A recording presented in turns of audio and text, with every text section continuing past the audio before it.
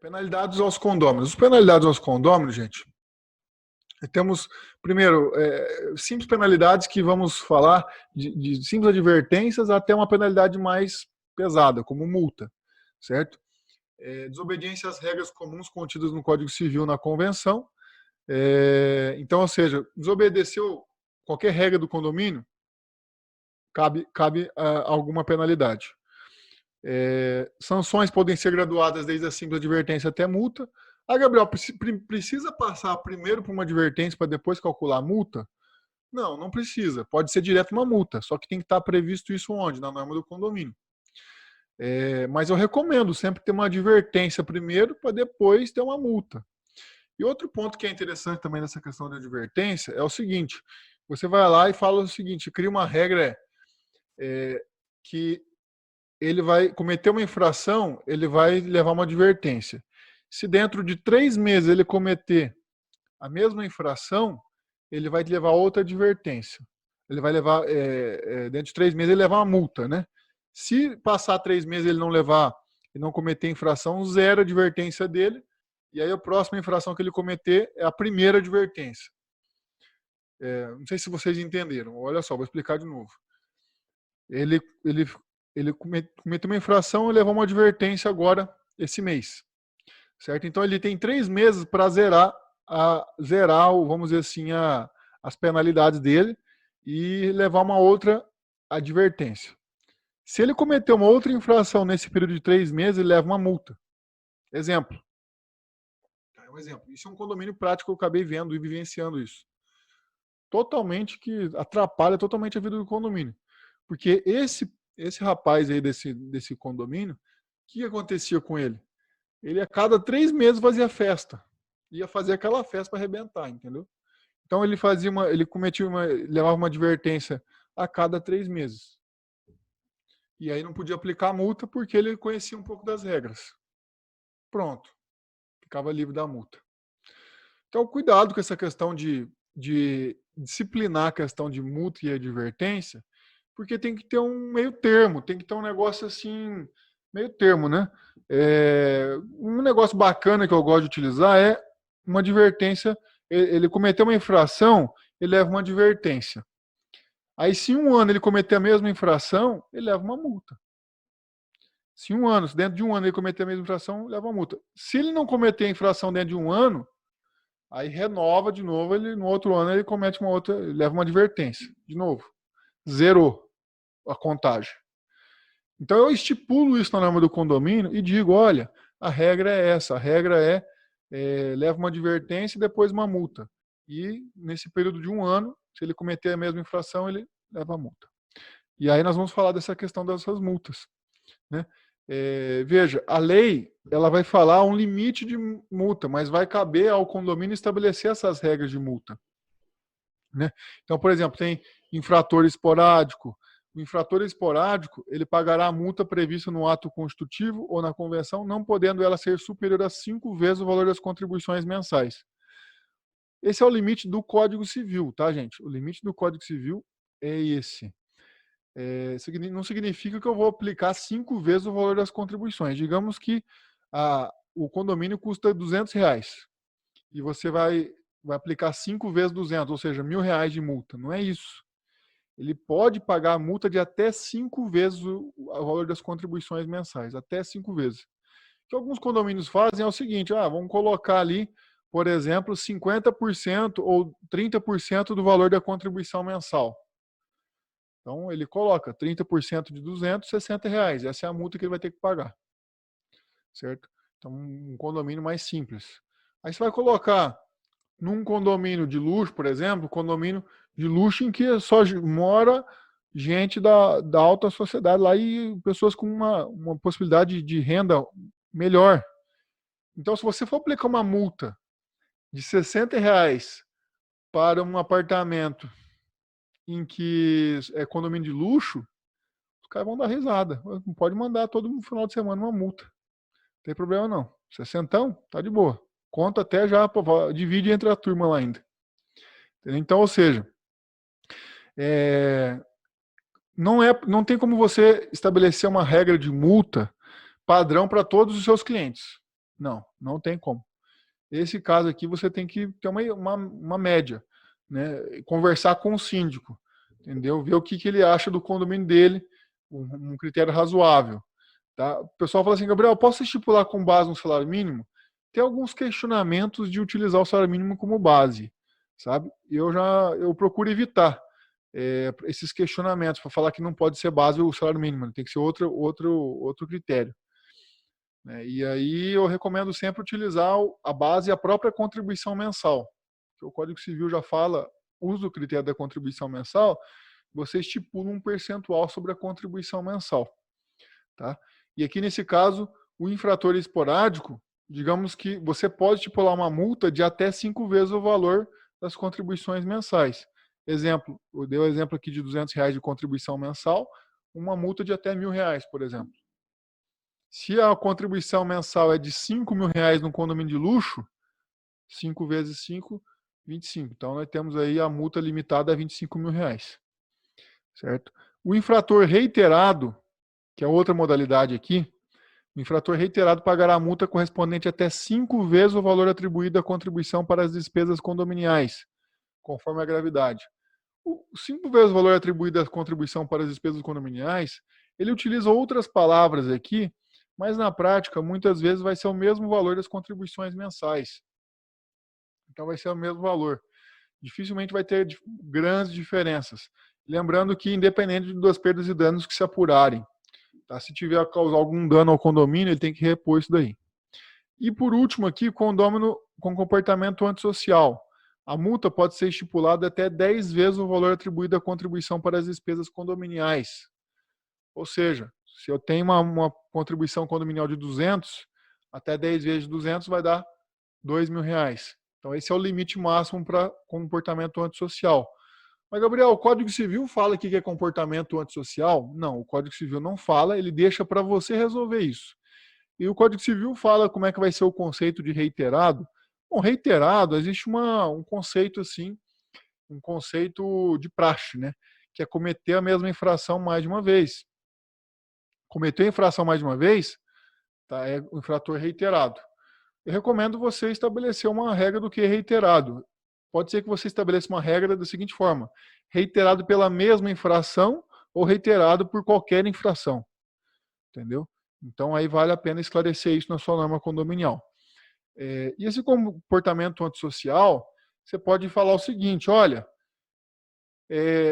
se você cometer infração primeira infração no período de 1 ano, advertência.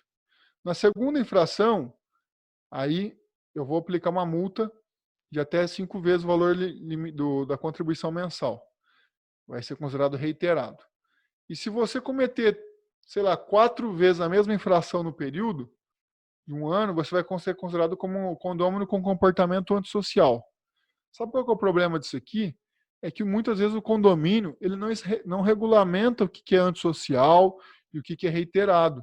Quando ele não regulamenta o que é comportamento antissocial e reiterado, fica difícil aplicar e aumentar a multa. Porque se você não tem essa conceituação, você não consegue aplicar. Tem que ter um critério um pouco mais objetivo, que fica fácil de aplicar. Bom, aí aqui é o detalhamento da norma condominial que eu já acabei de falar para vocês. Que tanto do reiterado quanto o comportamento antissocial, reiterado descumprimento de deveres, é recomendável que seja feito isso na norma condominial.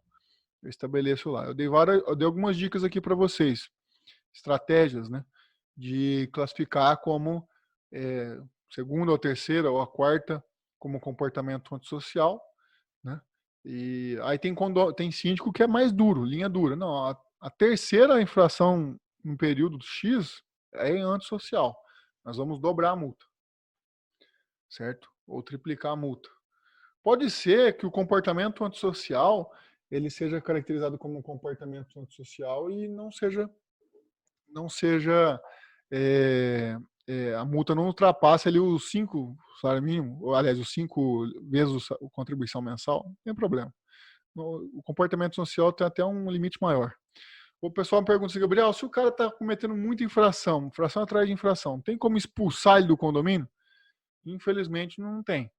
vai aplicar multa até ele desistir e você vai continuar cobrando essas multas na justiça e ele vai ter que entregar o apartamento dele para pagar tantas multas que ele tem. Você pode penhorar o apartamento dele, se ele não pagar as multas. Mas expulsar da unidade imobiliária dele só com... não é tão fácil assim não, e direito de propriedade, né? É um pouco mais complicado. Bom, outro ponto interessante aqui. Restrição de uso da área comum. Bom, o pessoal fala assim, Gabriel, eu posso aplicar uma penalidade, uma penalidade de não utilizar a área comum se ele não pagar pela utilização, ou se ele estiver em atraso do condomínio, não sei o que, essas coisas, né? Então, o pessoal tem muita dúvida disso.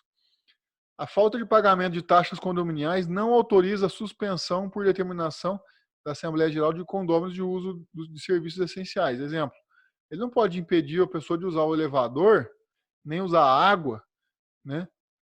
Ou gás, por exemplo, que é do condomínio, né?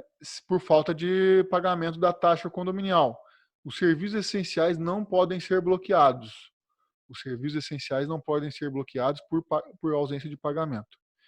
E para a terceira turma do STJ ali, a substituição de meios expressamente previstos em lei pela restrição ao condômino inadimplente quanto à utilização dos elevadores afronta o direito de propriedade e sua função social, além da dignidade da pessoa humana. Então, por exemplo, ele não pagou a parcela, então ele não vai ter direito de usar o elevador. Então, isso não pode ser utilizado, porque senão você cria um problema para ele, e aí questionamento. Gabriel, mas eu posso utilizar a restrição da área comum da piscina? Veja, da piscina é algo que não é essencial, certo? Existe uma brecha nessa jurisprudência do STJ porque não é essencial. Contudo, ainda assim existe o risco de questionamento. Existe o risco de questionamento por quê? E eu não gosto de utilizar esse tipo de penalidade por conta desse risco de questionamento, sabe? Porque, assim, mais cedo ou mais tarde, esse condômino ele vai ser obrigado a pagar a taxa de manutenção da piscina. Então, ele não está pagando hoje, mas ele vai ter que pagar futuramente, nem que você for penhorando o seu apartamento. Entendeu? Então, ele paga isso de alguma forma ou de outra. Então, eu não gosto de utilizar essa forma de restrição do uso da área comum, inclusive da área de lazer, porque tem esse risco. Tá? E aí, realmente, gera essa possibilidade aí de discussão por parte do condômino. Bom, regras aplicáveis a futuros condôminos. Esse é um outro ponto aqui, que o pessoal também... Essa decisão aqui eu acho muito legal, e inclusive acho legal você usar o texto dessa redação aqui, você usar nas suas normas condominiais, ou usar isso em um outro lugar, enfim, que dê uma publicidade para todos os condôminos. A eficácia da convenção, vou ler só um negrito, a eficácia da convenção e também do regulamento atinge os futuros proprietários, bem como qualquer ocupante que venha relacionar-se com o condomínio, tais como locatários, comodatários, membros familiares ou visitantes, que devem obedecer a determinados horários ou normas de segurança, por exemplo. O que acontece aqui? Se vem um visitante e entra no condomínio a, sei lá, 60 por hora e o limite é 20 por hora, cometeu uma infração. Quem que é a responsabilidade? O condômino que recebeu esse visitante. Então, quem vai levar a multa é a unidade que recebeu o visitante, que cometeu a infração. Então, isso daqui ajuda o síndico a resolver essas entraves, certo? Porque muitas vezes não está explícito, isso na verdade não está explícito no Código Civil, né? Questão de multa aí. E aí, obviamente, que você vai encontrar isso na jurisprudência. E isso aqui ajuda bastante a gente a tomar esse tipo de decisão. Tá?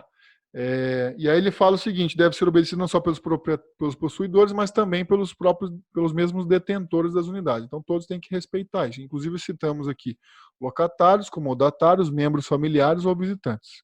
Qualquer pessoa que venha se relacionar com o condomínio. Tá legal? Então, bacana. Conselho disciplinar. Conselho disciplinar, eu acho muito bacana envolver conselho disciplinar porque envolve penalidades, né?